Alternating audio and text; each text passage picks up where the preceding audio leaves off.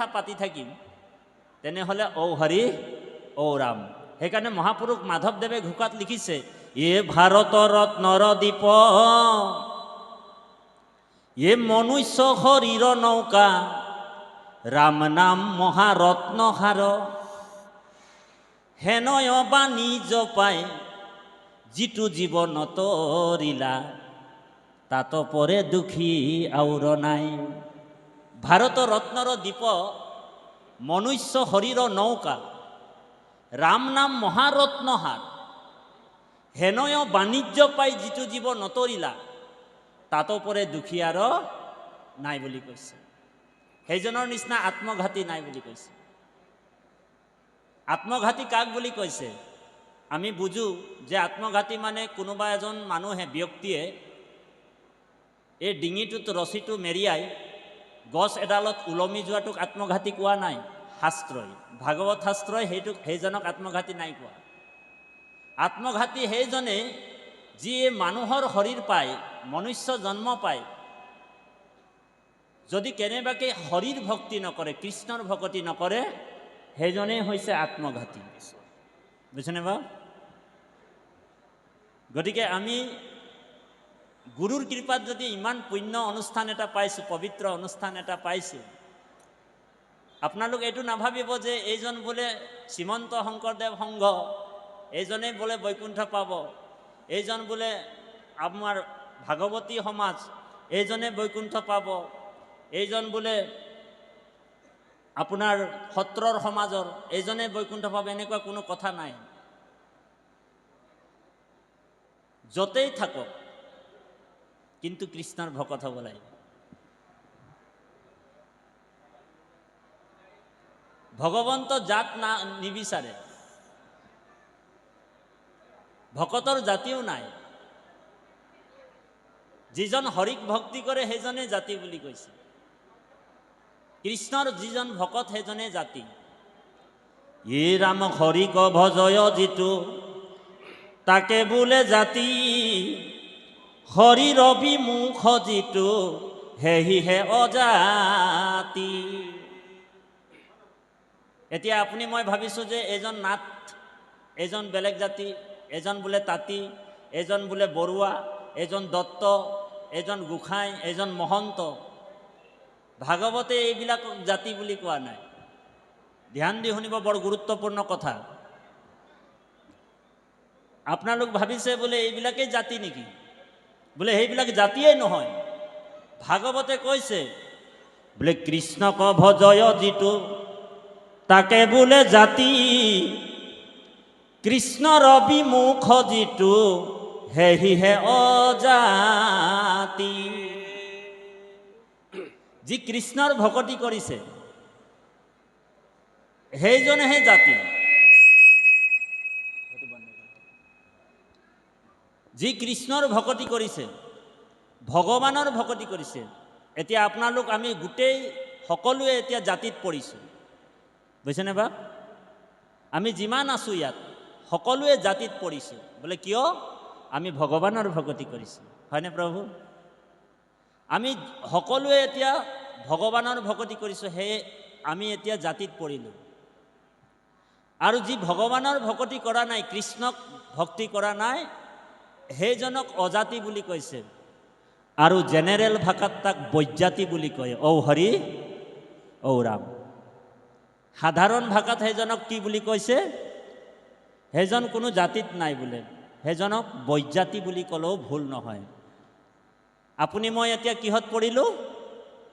জাতিত পৰি গ'লোঁ, কাৰণ আমি ভগৱানৰ ভকতি কৰিছোঁ। সেইকাৰণে কৈছে, ভাগৱতত উল্লেখ আছে এইটোৱে যে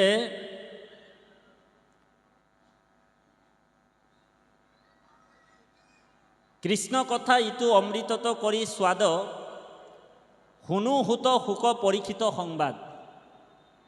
এইটো পদত উল্লেখ কৰিছে, যাৰ ঘোঁৰা চলে আতি আকাশৰ পথে, স সাগৰ পৃথিৱী জিনিল এক ৰথে।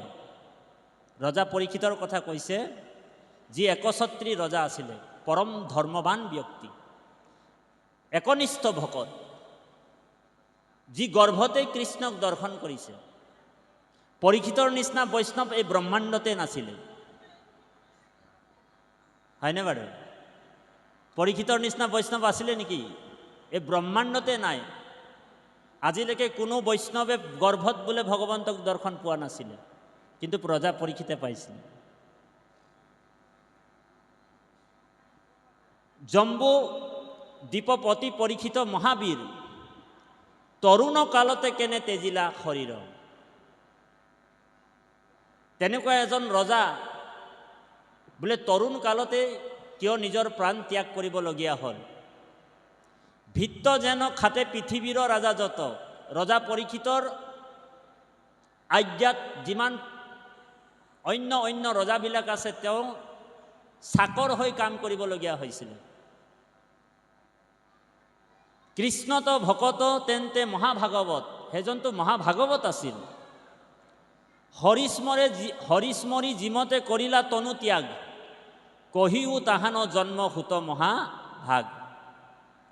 এই কথাটো 28 সহস্ৰ ঋষি বেদত প্ৰধান বিষ্ণুৰ নৈমিষাৰণ্য মহাপুণ্য স্থানত শৌনক প্ৰমুখ্য কৰি এই ভাগৱতৰ কথা শুভা আৰম্ভণি কৰিছে। উগ্ৰস্বৰ্বা সুতে ৰজা পৰীক্ষিতৰ মহিমাটো বেকত কৰি লৈছে। প্ৰথমে যে শৌনক প্ৰমুখ্য কৰি ঋষিমুনিসকলে সুধিছে, তেনে এজন পৰম বৈষ্ণৱ কি কাৰণেনো বাৰু নিজৰ তৰুণ কালতে নিজৰ দেহ ত্যাগ কৰিবলগীয়া হ'ল। ইয়াৰ পৰা আমি এটা কথাই বুজিব লাগিব যে এইটো হৈছে মৰ্ত্যধাম, এইটো হৈছে মৰত, নহয় জানো বাপ? এই মৰ্ত্যধামত বা এই মৰতত আহিলে, জন্মিলে আমি সকলোৱে এদিন ইয়াৰ পৰা যাব লাগিব। ইয়াত বৈষ্ণৱ অবৈষ্ণৱ লাগিলে স্বয়ং ভগৱানো যদি পৃথিৱীত জন্ম হয়, জন্ম মৃত্যু ধ্ৰুৱ বুলি কৈছে। মৃত্যু আৰু জন্ম ল'ব আৰু মৃত্যু হ'ব, এই বস্তু দুইটাই সত্য বুলি কৈছে। জন্মস্য মৃত্যুস্য ধ্ৰুৱ, ধ্ৰুৱ মানে সত্য। মৰিলে জন্মিলে মৰিবই লাগিব। এই পৃথিৱীত যদি কোনোবা 1 লাখ বছৰো জীয়াই আছে, তথাপিও মৰিব লাগিব।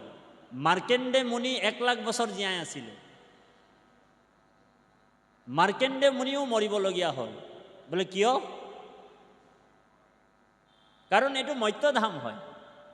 মৰ্ত্যধামত যদিও ভগৱানো আহি যায়,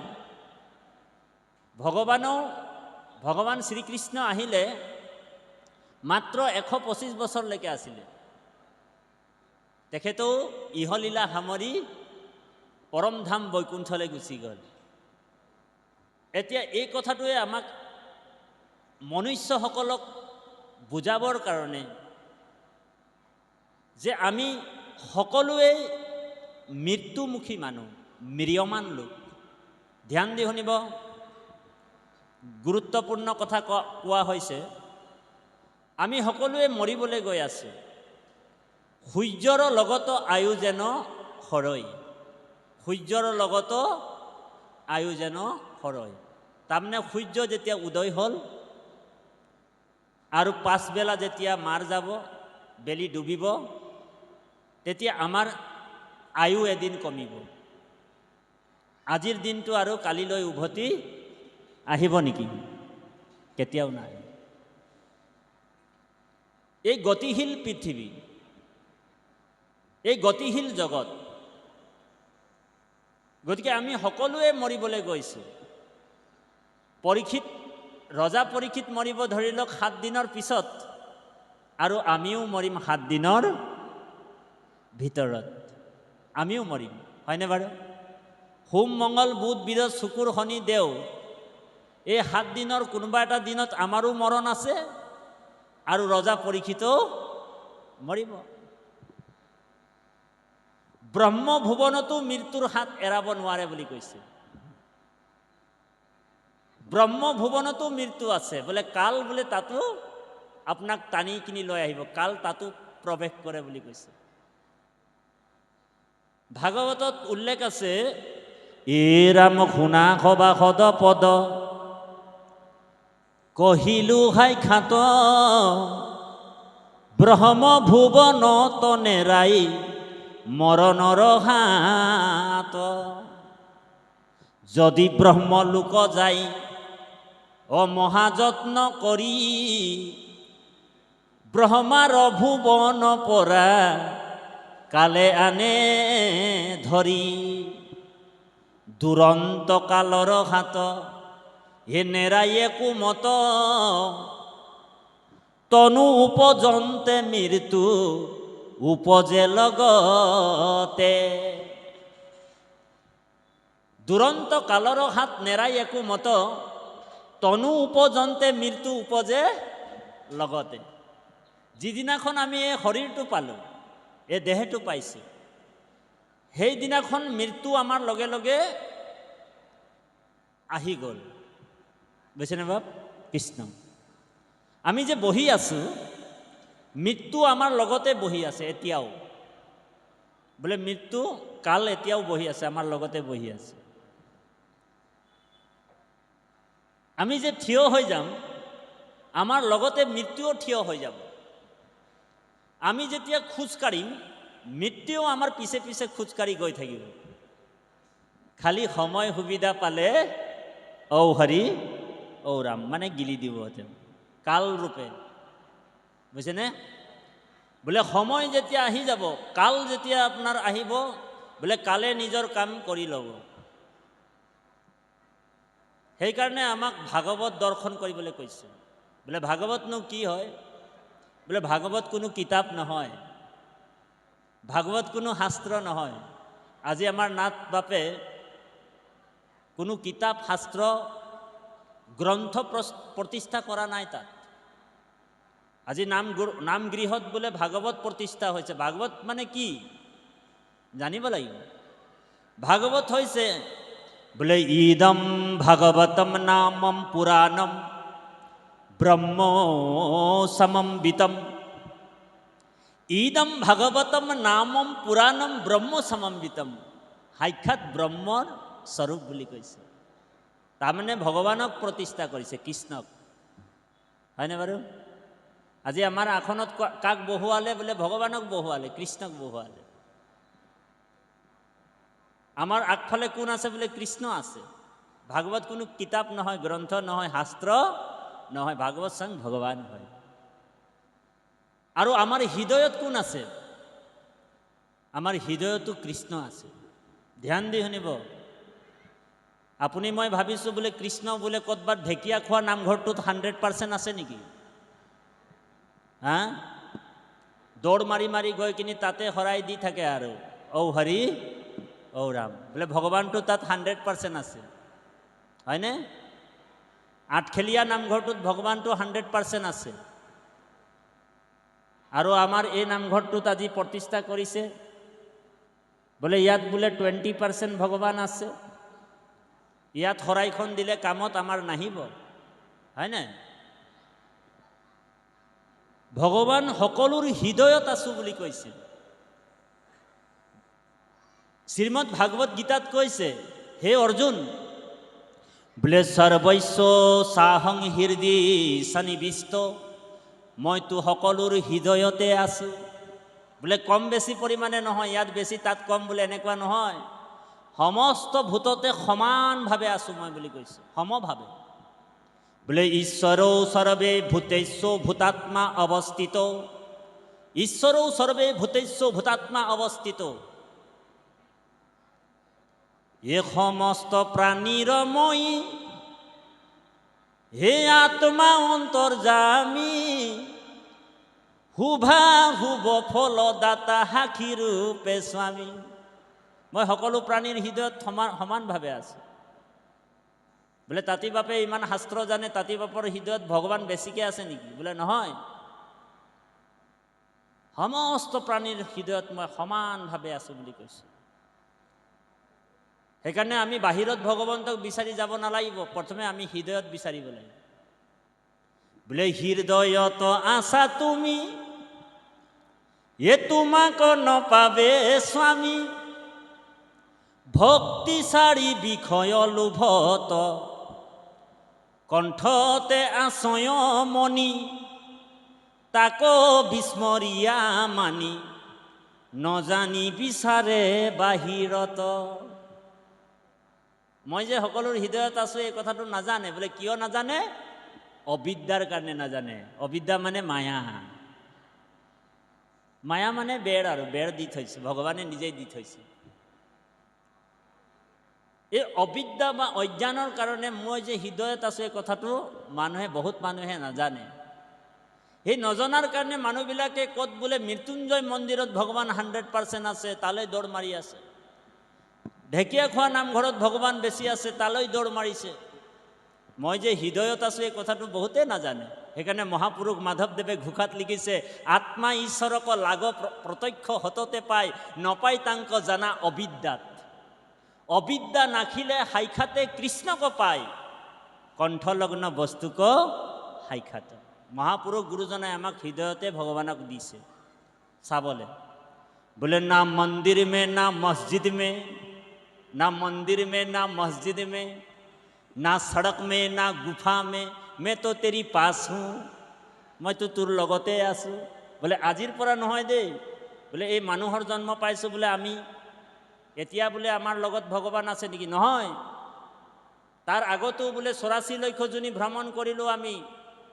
84 লক্ষ যোনিত যি যোনিত গৈছিলোঁ, সেই যোনিবিলাকতো চৰাই চিৰিকটি, বাঘ ভালুক, পাৰ, হাঁহ কুকুৰা, মেকুৰী, ছাগলী হৈছিলোঁ, গাধ হৈছিলোঁ। আমি গাধৰ পেটতো সোমাই আহিছোঁ, গৰুৰ পেটতো সোমাই আহিছোঁ। সকলো যোনিতেই ভগৱান কৃষ্ণ আমাৰ লগতে আছিলে। আৰু এইবাৰ কিন্তু আমাক গল্ডেন চান্স দিছে। মানুহৰ জন্মটো গল্ডেন চান্স। ঔ হৰি ঔ ৰাম। মানুহৰ জন্মটো কি? বোলে আমাক ভগৱানে গল্ডেন চান্স দিছে এইবাৰ। সেইকাৰণে ভক্ত প্ৰহ্লাদে দৈত্য শিশুসকলক কৈছে, বোলে দুৰ্লভম মনুষ্যম দেহা, মানুহৰ জন্মটো পাবলৈ বহুত টান। বহুত কোটি জন্ম কৃষ্ণৰ কৃপাতে মানুহৰ জন্ম পায় বুলি কৈছে।